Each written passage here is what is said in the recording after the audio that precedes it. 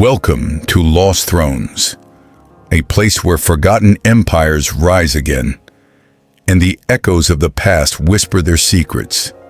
Tonight, we step into the shadows of ancient Greece, a land where mountains guarded mysteries, the sea carried dreams of conquest, and warriors wrote history with their blood. This was the cradle of philosophy, the battlefield of legends, and the birthplace of an eternal legacy. But the truth is deeper than the myths you know. Beneath the ruins, a forgotten story waits to be uncovered. So before we unlock these hidden doors of time, like this video, because every click of yours keeps the fire of history alive. Now, let us walk into the silence of the night, where time stands still and ancient voices begin to speak again. What if the real story of Greece was never about kings, but about secrets buried beneath the stones? The story truly begins in the ancient land of Greece, a land that would one day change the way the world thinks. But its real secrets lie hidden in the mountains and seas of the distant past, nearly 40,000 years ago, when humans still sought shelter in caves. The first settlements began to appear here. According to archaeologist Colin Renfrew, this was the moment when the Ice Age was ending. And in his words, the earliest signs of farming in Europe are found in Greece. The geography of Greece was unique. Seas on three sides, towering mountains in the middle, and thousands of scattered islands. This land itself whispered, "Do not remain just farmers. Venture into the seas, become sailors, become traders." They cultivated the soil. They grew olives. They turned grapes into wine. And these became their greatest treasures of trade. In small villages, clay pots were crafted, painted in black and red designs, artifacts that still define the Greek identity today. Along the shores of the Aegean, settlements slowly transformed into bustling ports. From here, sailors would set out, their ships filled with olive oil, wine, and pottery. And in return, they brought back precious metals and unknown wonders. The soil of Greece had taught them a secret. To survive, you must connect with others. This bond would soon turn Greece into a center of trade, culture, and civilization. But this was only the beginning. The true story began when the first great civilizations rose upon this land. The Minoans and the Mycenaeans, civilizations that would astonish the world. Greece's story doesn't begin with myths. It starts with real civilizations. First comes the island of Crete. Around 2000 BCE, the Minoan civilization thrived here. They controlled the sea trade routes. Their buildings, wall paintings, and grand palaces still amaze experts today. The Palace of Knossos was their center. It was a place where power and art came alive. Next emerged the Mycenaean civilization, known for its military strength and fortresses. It was this civilization that sparked the Trojan War, a war where fact and legend merge. In the 19th century, two scholars uncovered these secrets. Arthur Evans discovered the Minoans in Crete. Heinrich Schliemann revealed Troy and Mycenae to the world. These civilizations laid the foundation of classical Greece. Their rise and fall shaped philosophy, art, and governance. But then, a new era began, a time historians call the Dark Age of Greece. After the Minoans and Mycenaeans, silence fell. Grand palaces turned to ruins. Trade stopped. Writing disappeared. Cities that once thrived fell into decay. This Dark Age began around 1100 BCE. Some blame the Dorian invasions. Others point to wars and natural disasters. Whatever the cause, art, writing, and civilization faded, Yet every end hides a new beginning. In this darkness, Greece quietly started anew. Small villages appeared in the mountains. Independent communities took shape. People farmed, learned crafts, and lived simple lives. These communities would later become polis, the city-states. They became Greece's true identity. As historian M.I. Finley wrote, "Dark ages were not an end. They were a beginning in disguise." Language and poetry also flourished. Homer's epics were born in this time. They became the cultural identity of generations to come. Slowly, Greece revived, and in the following centuries, it would emerge as a beacon, a light of philosophy, democracy, and arts that would change the world forever. Next, we'll see how these small polis grew into the mighty city-states of Athens and Sparta. The tide of time turned again, and Greece revealed a new face. Scattered city-states, the polis, began to unite. And from this unity, a new power began to rise. But greatness never comes easy. Standing in its way was the mightiest empire of that time, Persia. 490 BCE, King Darius marched with his vast army to crush Greece. The Persians landed at the plains of Marathon. It seemed Greece was doomed. But then came a tactic, a wall of men and spears, the phalanx formation. As Herodotus, the father of history, tells us, the Persian army outnumbered the Greeks many times over. Yet the Greeks stood firm, row after row, shield to shield, spear to spear. Victor Davis Hanson explains, this tactic turned the tide at Marathon. Persia fell back. So decisive was this victory that even today, the word marathon echoes across the world, a race named after that moment of resistance. But the storm wasn't over. 480 BCE. Now came Xerxes, son of Darius, with a sea of men. And at the narrow pass of Thermopylae, only 300 Spartans stood in his way. Herodotus writes, they held the Persian army for 3 days, until they gave their lives. Historian Paul Cartledge says, their sacrifice bought Greece precious time. Time that would change everything. The real battle happened not on land, but at sea.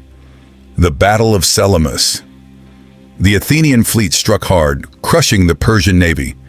Xerxes had no choice but to retreat. The greatest invasion of Persia, undone. And so began Greece's golden age, especially in Athens. Under the leadership of Pericles, democracy blossomed. The magnificent Parthenon rose to the sky, and philosophy reached new heights. Socrates, Plato, Aristotle. This was a city where thought became power, where theater, art, and public debate gave humanity a new vision. This was more than a victory. It was the birth of a new identity, where reason, beauty, and freedom of thought rose higher than any sword. The world saw true power lies not just in conquest, but in wisdom. But as always, after every rise, a shadow follows. And now, Greece faced a new threat, not from outside, but from within. But Greece's strength was far from over.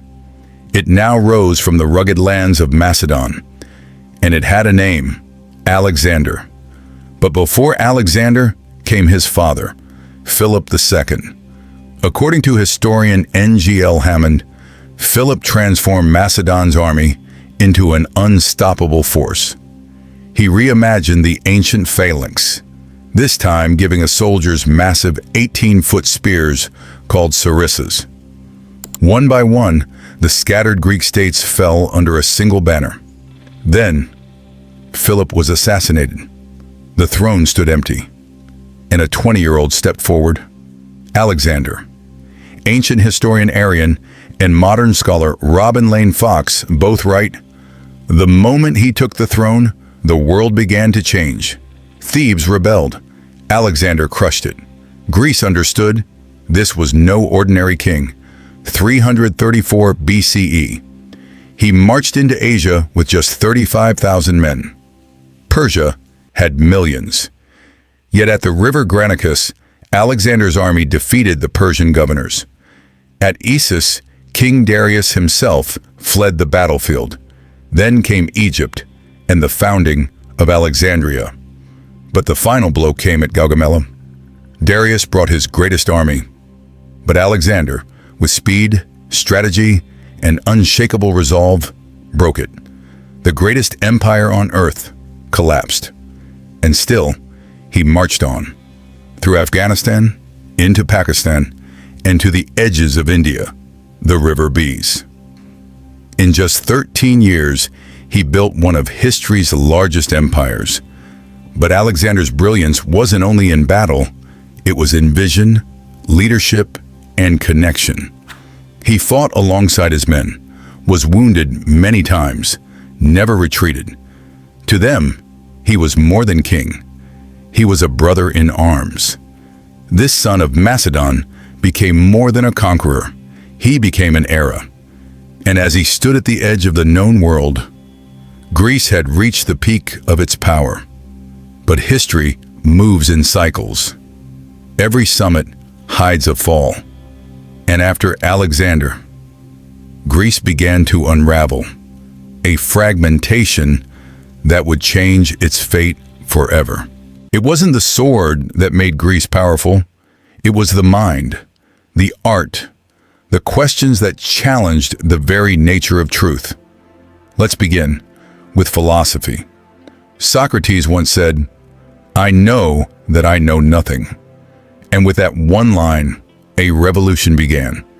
It taught humanity that real wisdom begins when we start to question, to doubt, and to refuse blind belief. Then came his student, Plato. He claimed reality isn't what we see, but what lies beyond in the world of ideas. His masterpiece, The Republic, painted the vision of an ideal state, where justice, education, and philosophy guide humanity.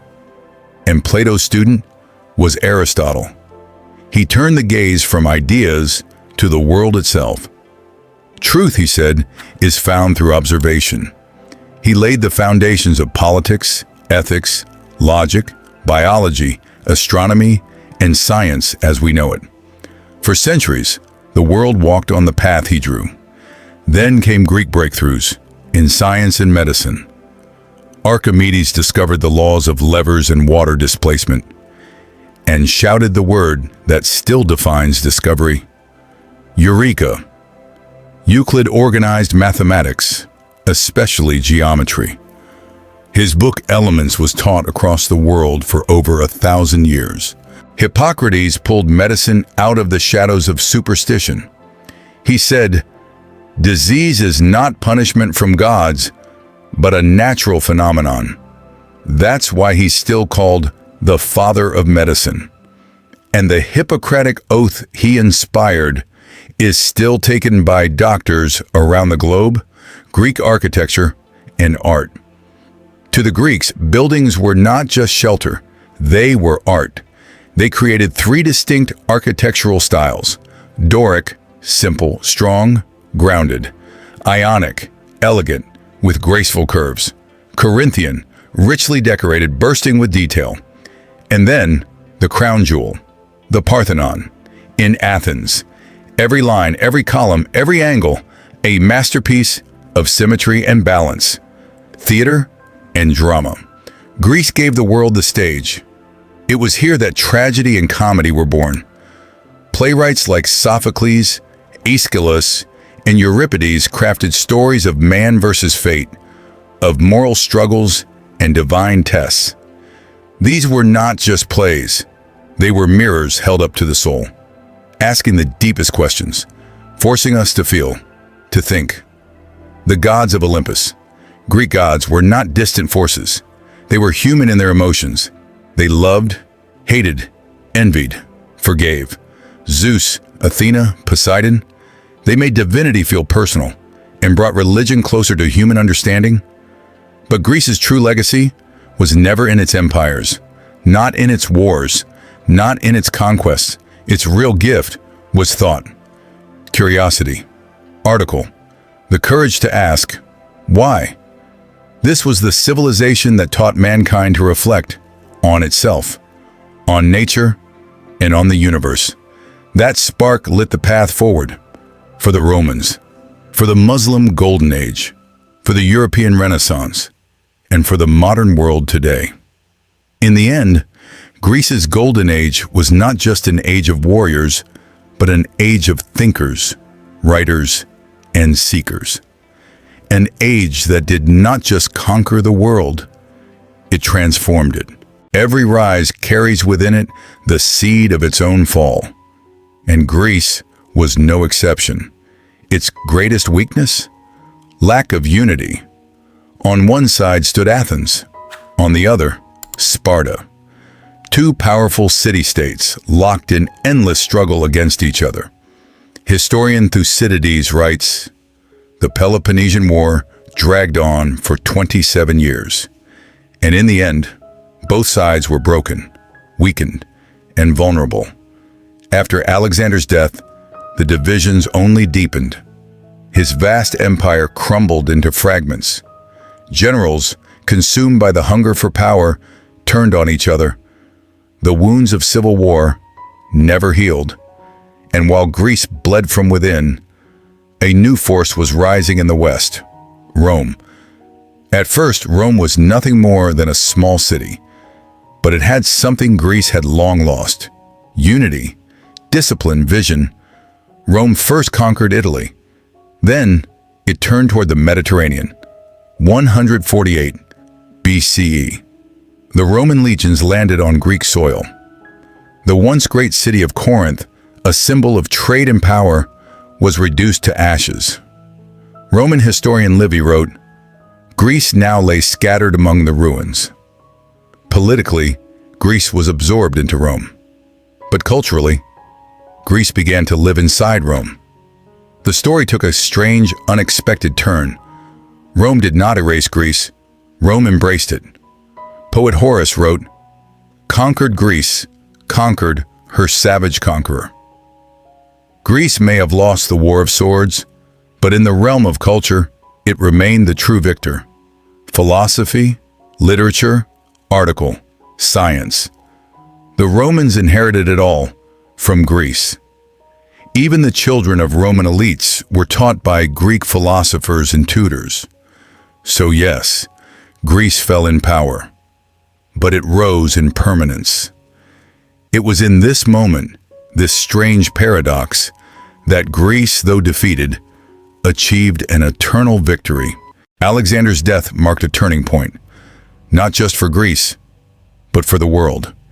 He was only 32, but he had already redrawn the map of history.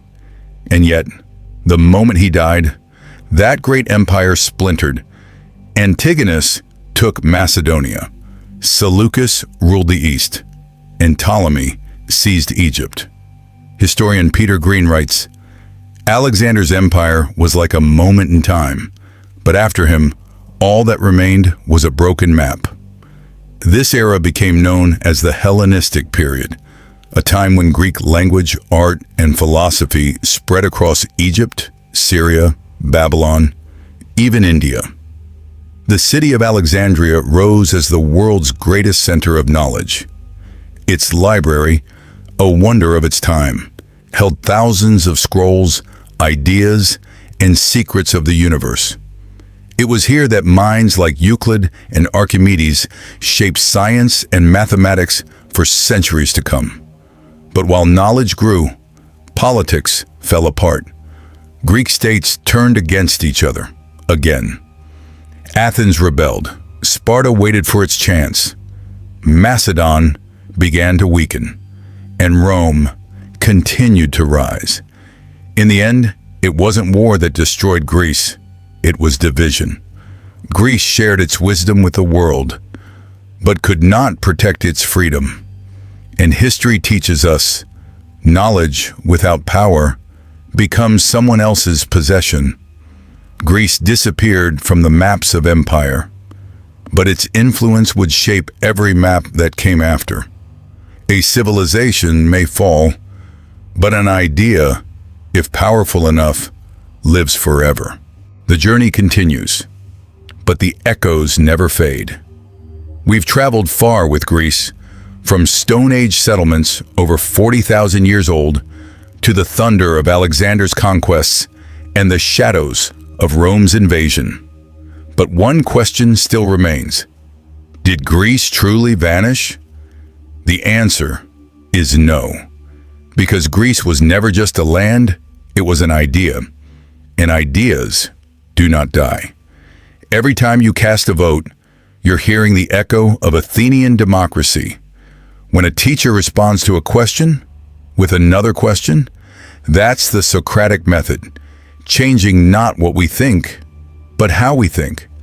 The grand pillars in courtrooms and universities around the world, they're whispers of Greek architecture, still standing, still speaking. Every 4 years, when the Olympics return, it's not just a sporting event, it's a memory of ancient Greece, where the games were a celebration of body, soul, and civilization. And when a doctor swears to serve humanity, they're reciting the Hippocratic Oath, a vow written 2,000 years ago. In Greece, philosophy, mathematics, medicine, politics, article, every path of knowledge leads us back to Greece, because Greece taught us something eternal. True power doesn't lie in empires, but in ideas. And ideas can outlive time itself. Greece may have fallen centuries ago, but its spirit never left. It's not just a chapter of the past, it's part of our present consciousness and a compass for the questions that lie ahead. A past wrapped in shadows, secrets sleeping beneath the ashes, and a voice from history still calling to us. Here, the voice of a history quiets down, but the journey never truly ends. If this exploration spoke to you, subscribe to the channel and let the next secrets reach you first. Like the video and share your thoughts in the comments below. From Lost Thrones, until we meet again, goodbye.